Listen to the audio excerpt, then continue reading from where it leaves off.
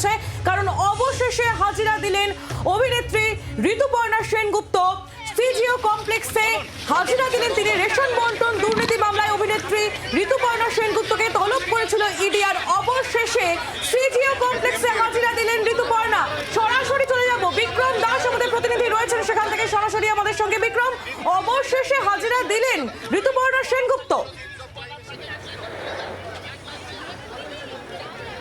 দেখো, মাত্র কয়েক মিনিট আগেই ঋতুপর্ণা সেনগুপ্ত তিনি এসে পৌঁছান সিজিও কমপ্লেক্সে এনফোর্সমেন্ট ডিরেক্টরেটের দপ্তরে। যেমনটা আমি আগেও জানিয়েছিলাম যে তিনি কিন্তু কিছুক্ষণ আগেই, অর্থাৎ তার যে নির্ধারিত সময় ছিল তার আগেই তিনি তার অ্যাকাউন্টেন্টকে দিয়ে বেশ কিছু ডকুমেন্টস পাঠিয়ে রেখেছিলেন এবং তারপর সেই সরাসরি হাজিরার জন্য, অর্থাৎ ফিজিক্যাল অ্যাপিয়ারেন্সের জন্য কিন্তু সরাসরি ঋতুপর্ণা সেনগুপ্ত তিনি এসে পৌঁছে যান সিজিও কমপ্লেক্সের এনফোর্সমেন্ট ডিরেক্টরেট দপ্তরে। যেটা ইডি সূত্রের খবর যে মূলত রেশন দুর্নীতি মামলায় একাধিক সাক্ষীকে জিজ্ঞাসাবাদ করে যে তথ্য উঠে এসছে, একাধিক ট্রানজ্যাকশন খতিয়ে দেখে যে তথ্য তদন্তকারী আধিকারিকরা পেয়েছেন, তার ভিত্তিতেই তারা মনে করছেন যে ঋতুপর্ণা সেনগুপ্তকে জিজ্ঞাসাবাদের প্রয়োজন রয়েছে এবং সেই কারণে ঋতুপর্ণা সেনগুপ্তকে আজকে তলব করা এবং তিনি এসে পৌঁছান। যদিও তাকে এর আগে কিন্তু গত 5ই জুন এই মামলায় তলব করা হয়েছিল, কিন্তু যেহেতু ঋতুপর্ণা সেনগুপ্ত তিনি সেই সময় দেশে ছিলেন না, এমনটাই তিনি চিঠি দিয়ে ইডিকে জানিয়েছিলেন এবং পরবর্তী ক্ষেত্রে তাকে ডাকা হলে তিনি আসবেন বলেও জানিয়েছিলেন। এনফোর্সমেন্ট ডিরেক্টরেটের তরফ থেকে তাকে সেকেন্ড নোটিশ পাঠানো হয়, যেখানে তাকে আজকের বেলা 12টা নাগাদ আসতে বলা হয়। সেই অনুযায়ী ঋতুপর্ণা সেনগুপ্ত তিনি সিজিও কমপ্লেক্স ইডি দপ্তরে এসে পৌঁছান এবং তারপরেই কিন্তু তিনি এই মুহূর্তে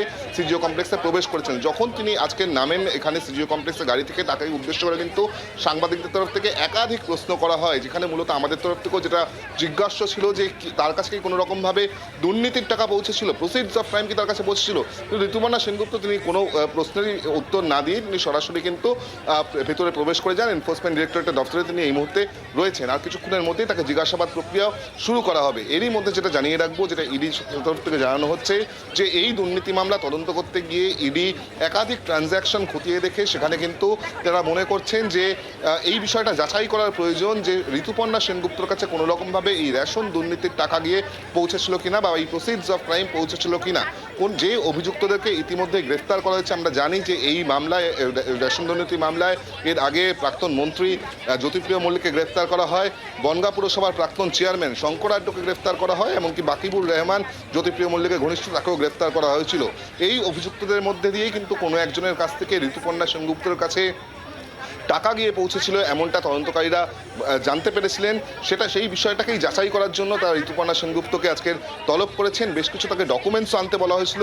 ঋতুপর্ণা সেনগুপ্ত তিনি ফিজিক্যালি অ্যাপিয়ার হওয়ার আগে বা সিজিও কমপ্লেক্সে আসার আগেই সেই ডকুমেন্ট কিন্তু তিনি তার অ্যাকাউন্টেন্টকে দিয়ে পৌঁছে দিয়েছেন, কারণ যেটা বক্তব্য ছিল যে তিনি এই সমস্ত ডকুমেন্ট বা এই ধরনের বিষয় নিয়ে কিন্তু বিশেষ জানেন না, তার অ্যাকাউন্টেন্ট সেই কিন্তু সমস্ত কিছু দেখভাল করেন। তাই জন্য তিনি আগেই ডকুমেন্টস দিয়ে অ্যাকাউন্টেন্টকে পাঠিয়ে দেন এবং সরাসরি যে জিজ্ঞাসাবাদ বা সশরীরে জিজ্ঞাসাবাদ তার সম্মুখীন হওয়ার জন্য ঋতুপর্ণা সেনগুপ্ত নিজে কিছুক্ষণ আগেই, কয়েক মিনিট আগেই তিনি সিজিও কমপ্লেক্সে এসে পৌঁছান।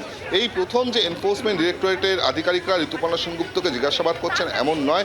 এর আগে অন্য মামলায়, অর্থাৎ 2019 সালে রোজ ভ্যালি মামলাতেও কিন্তু ঋতুপর্ণা সেনগুপ্তকে তলব করা হয়েছিল ইডির তরফ থেকে এবং ঋতুপর্ণা সেনগুপ্তকে প্রায় 2.5 ঘন্টা জিজ্ঞাসাবাদ করে তার স্টেটমেন্ট রেকর্ড করা হয়েছিল। এবার রেশন দুর্নীতি মামলাতেও তার যে নাম উঠে আসার ফলে বা যে ট্রানজ্যাকশন বা যে টেস্টিমনি তদন্তকারীরা পেয়েছেন, সেখানে যে তথ্য তারা যাচাই করতে চান, তার ফলেই কিন্তু ঋতুপর্ণা সেনগুপ্তকে তারা জিজ্ঞাসাবাদ করে এই বিষয়টা নিশ্চিত হতে চান যে কোনো রকমভাবে দুর্নীতির টাকা বা প্রসিডস অফ ক্রাইম কি তার কাছে গিয়ে পৌঁছেছিল বা কোনো অভিযুক্তর সঙ্গে তার কি কোনো আর্থিক লেনদেন হয়েছিল। যদি সেই আর্থিক লেনদেন হয়ে থাকে বা যদি সেই প্রসিডস অফ ক্রাইম তার কাছে গিয়ে পৌঁছে থাকে, তাহলে তার নেপথ্যে কী কারণ, তিনি কি জানতেন যে কারা তাকে সেই টাকা দিচ্ছেন বা যিনি টাকা দিচ্ছেন সেই টাকা প্রসিডস অফ ক্রাইম বা দুর্নীতির টাকা, এই সমস্ত নলেজ কি তার ছিল।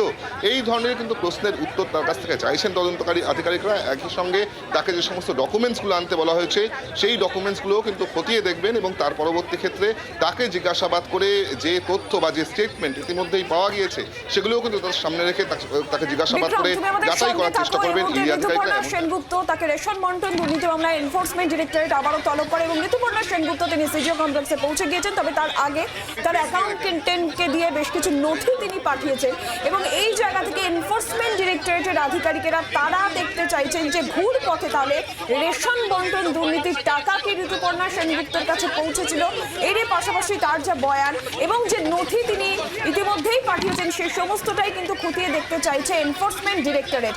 আমরা আবারও বিক্রমের কাছে যাব। বিক্রম, অর্থাৎ যারা অভিযুক্ত, সেটা প্রাক্তন খাদ্যমন্ত্রী জ্যোতিপ্রিয় মল্লিক হোক, শঙ্কর আড্ডা হোক কিংবা বাকিবুর রহমান, এই অভিযুক্তদের কারোর সঙ্গে ট্রানজাকশন ঋতুপর্ণা সেনগুপ্তের ছিল, তার অ্যাকাউন্টে এই টাকা এসেছিল, অর্থাৎ ঘুর পথে রেশন বন্টন দুর্নীতির টাকা এসেছিল, এমন সম্ভাবনার কথা কি মনে করছে এনফোর্সমেন্ট ডিরেক্টরেট?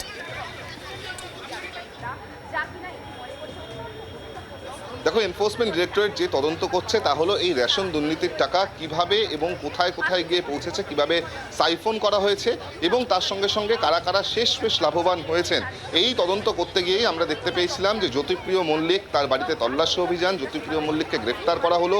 একই দিনে বনগাঁ পুরসভার প্রাক্তন চেয়ারম্যান শঙ্কর আড্ডা, তাকেও গ্রেফতার করা হয়েছিল এবং তার সঙ্গে সঙ্গে তার আগেই বাকিবুর রহমান, যিনি জ্যোতিপ্রিয় মল্লিকের অত্যন্ত ঘনিষ্ঠ ব্যক্তি বলে পরিচিত, তাকেও কিন্তু গ্রেফতার করেছিল। এবং তদন্তকারীরা যেটা জানাচ্ছেন যে ঋতুপর্ণা সেনগুপ্তকে তলব করে জিজ্ঞাসাবাদের অন্যতম কারণ হলো যে সমস্ত ট্রানজ্যাকশনগুলি ইতিমধ্যে পাওয়া গিয়েছে, যে সমস্ত স্টেটমেন্টস বা টেস্টিমনি ইতিমধ্যে পাওয়া গিয়েছে, সেখান থেকে পাওয়া তথ্য অনুযায়ী তারা মনে করছেন যে ঋতুপর্ণা সেনগুপ্তর কাছে এই দুর্নীতির টাকা কোনো রকমভাবে পৌঁছেছিল, কোনো অভিযুক্তর মাধ্যমে সেই দুর্নীতির টাকা ঋতুপর্ণা সেনগুপ্তর কাছে পৌঁছেছিল। এই বিষয়টা যাচাই করার জন্যই কিন্তু ঋতুপর্ণা সেনগুপ্তর কাছে তলব করা। যদি সেই টাকা কোনো না কোনোভাবে ঋতুপর্ণা সেনগুপ্তর কাছে পৌঁছে থাকে, সেই বিষয়টা নিয়ে কিন্তু তাকে জিজ্ঞাসাবাদ করে এবং তার নিরিখে ঋতুপর্ণা সেনগুপ্তর কাছে কি জাস্টিফিকেশন আছে, কোন খাতে যদি তিনি টাকা নিয়ে থাকেন তাহলে কোন খাতে তিনি এই টাকা নিয়েছিলেন, কি বাবদ তিনি টাকা নিয়েছিলেন এবং যার কাছ থেকে তিনি টাকা নিচ্ছেন তিনি কি জানতেন যে এটা দুর্নীতির টাকা বা তার বিষয়ে কিন্তু তিনি জানতেন। এই সমস্ত বিষয় নিয়ে কিন্তু জিজ্ঞাসাবাদ করে তদন্তকারীরা তথ্য পেতে চাইছেন ঋতুপর্ণার কাছ থেকে। একই সঙ্গে এর আগে যে সমস্ত ডকুমেন্টস তারা পেয়েছেন বা ট্রানজ্যাকশন যেখানে তারা পেয়েছেন সেখানেই কিন্তু ঋতুপর্ণা সেনগুপ্তর নাম উঠে এসছে বা তথ্য উঠে এসছে, যার ভিত্তিতেই তারা মনে করছেন যে এই ট্রানজ্যাকশনগুলোর নেপথ্যে কী কারণ রয়েছে তা খুঁজে বের করার প্রয়োজন রয়েছে। কোনো রকমভাবে ঋতুপর্ণা সেনগুপ্ত এই প্রসিডস অফ ক্রাইমের বেনিফিশিয়ারি কিনা তাও কিন্তু তারা খতিয়ে দেখতে চাইছেন। তার জন্যই আজকে ঋতুপর্ণা সেনগুপ্তকে এই সমস্ত তথ্য যাচাই করার জন্যই তলব করা হয়েছে। ইতিমধ্যে ঋতুপর্ণা সেনগুপ্ত তিনি এসে পৌঁছতেন সিজিও কমপ্লেক্স ইডির দপ্তরে এবং তাকে কিন্তু এই মুহূর্তে আমরা যেটা জানতে পারছি যে জিজ্ঞাসাবাদও কিন্তু শুরু করে দেওয়া হয়েছে। ঋতুপর্ণা সেনগুপ্তকে জিজ্ঞাসাবাদ করে একাধিক প্রশ্নের উত্তর খোঁজার চেষ্টা করবেন তদন্তকারী আধিকারিকরা এবং তার সঙ্গে সঙ্গে তিনি যে ডকুমেন্টসগুলো পাঠিয়েছিলেন আগেই, অর্থাৎ তার আসার আগেই তার অ্যাকাউন্টেন্টকে দিয়ে, সেগুলোও কিন্তু খতিয়ে দেখে ইডির পাওয়া তথ্যের সঙ্গে যাচাই করা হবে, ভেরিফাই করা হবে। বিক্রম, এটা যদি একটু জানা যায় যে ডকুমেন্টসের কথা তুমি বলছো এবং ঋতুপর্ণা সেনগুপ্তর অ্যাকাউন্টেন্ট যে ডকুমেন্টস আগেই পাঠিয়ে দিয়েছিলেন বলে তুমি জানাচ্ছ, ঠিক কি ধরনের ডকুমেন্টস ইডি চেয়ে পাঠিয়েছে, কিছু কি জানা যাচ্ছে যেগুলো খতিয়ে দেখা হবে? দেখো, নির্দিষ্ট কয়েকটি ট্রানজ্যাকশন এই মুহূর্তে এনফোর্সমেন্ট ডিরেক্টরেটের নজরে, যেই নির্দিষ্ট ট্রানজ্যাকশনগুলিতেই মূলত ঋতুপর্ণা সেনগুপ্তর নাম উঠে এসছে, সেই ট্রানজ্যাকশনগুলো কী কারণে হয়েছে এবং সেই ট্রানজ্যাকশন সংক্রান্ত যে ডকুমেন্টস, সেই ডকুমেন্টস কিন্তু চেয়ে পাঠানো হয়েছে ঋতুপর্ণা সেনগুপ্তর কাছ থেকে। এর পাশাপাশি তার আয় এবং ব্যয়ের যে হিসেব নিকেশ বা এই ধরনের ইনকাম অ্যান্ড এক্সপেন্ডিচারের যে হিসেব নিকেশ, সেগুলোও কিন্তু চাওয়া হয়েছে। তার ইনকাম ট্যাক্স রিটার্নস সেগুলিও চাওয়া হয়েছে এবং একই সঙ্গে তার একাধিক ডকুমেন্টসও কিন্তু যেগুলি এই তদন্তের ক্ষেত্রে প্রয়োজন সেগুলি চাওয়া হচ্ছে। কিন্তু সেক্ষেত্রে সব থেকে গুরুত্বপূর্ণ হলো যে ট্রানজ্যাকশনগুলি, নির্দিষ্ট যে ট্রানজ্যাকশনগুলি এই মুহূর্তে এনফোর্সমেন্ট ডিরেক্টরেটের নজরে রয়েছে, যেগুলি তারা তদন্ত করছে, যেখানে ঋতুপর্ণা সেনগুপ্তর নাম উঠে আসছে, যেই ট্রানজ্যাকশনগুলো দেখে বা টেস্টিমনি দেখে তদন্তকারীদের মনে হচ্ছে যে ঋতুপর্ণা সেনগুপ্তর কাছে প্রসিডস অফ ক্রাইম বা দুর্নীতির টাকা পৌঁছেছিল, সেই ট্রানজ্যাকশন সংক্রান্ত যে ডকুমেন্টস রয়েছে সেগুলি কিন্তু মূলত তার কাছ থেকে চেয়ে পাঠানো হয়েছিল। এবং ইতিমধ্যেই ঋতুপর্ণা সেনগুপ্তর অ্যাকাউন্টেন্ট তিনি বেশ কিছু ডকুমেন্টস নিয়ে এসছেন। সেই ডকুমেন্টস পর্যাপ্ত কিনা বা যে তদন্তকারীরা যে তথ্য পেতে চাইছেন তাতে সেখানে সেই তথ্য পাওয়া যায় কিনা সেটাই কিন্তু দেখার বিষয়। আপাততভাবে এই নিয়ে কিন্তু দ্বিতীয় মামলায় দ্বিতীয়বার ঋতুপর্ণা সেনগুপ্তকে এনফোর্সমেন্ট ডিরেক্টরেটের আধিকারিকরা এই মুহূর্তে জিজ্ঞাসাবাদ করছে। নজর রাখো বিক্রম।